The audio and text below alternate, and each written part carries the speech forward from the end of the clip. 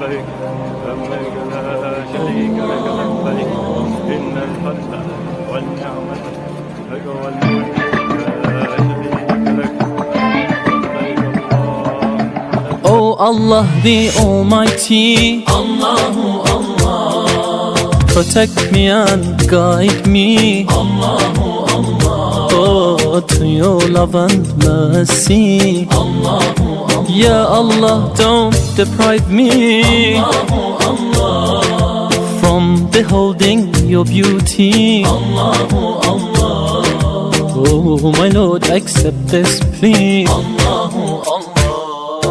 Hasbi Rabbi Jallallah, Allahu Allah, ma fi qalbi ghayrullah, Allahu Allah.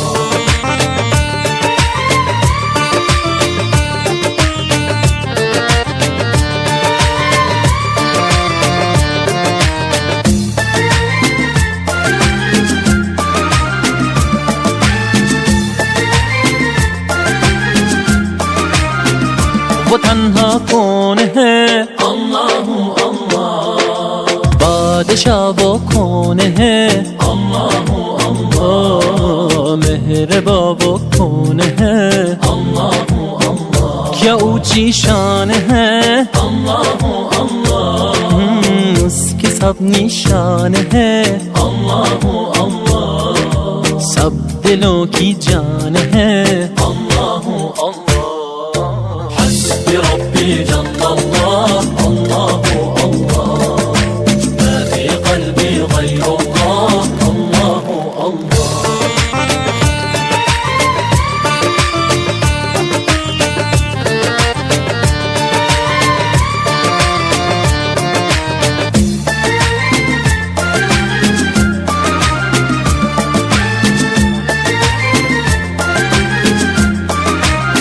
Affeder günahı Allahu Allah, alemin padişahı, Allahu Allah, yüreklerin penahı.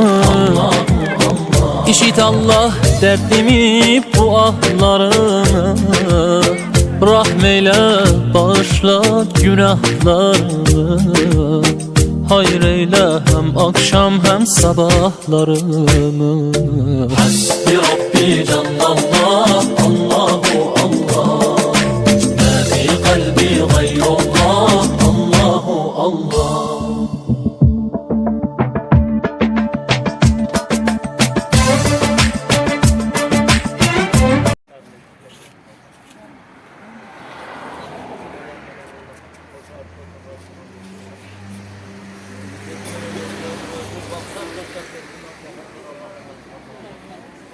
الأمين الله الله في كل وقت وحين الله الله املأ قلبي باليقين الله الله ثبتني على هذا الدين. الله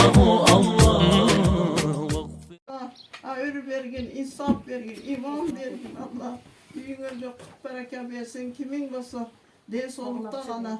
Tapkanlar berekeli olup dirilip kalır. Büyüğüne şirin bana olsun. Allah razı olsun.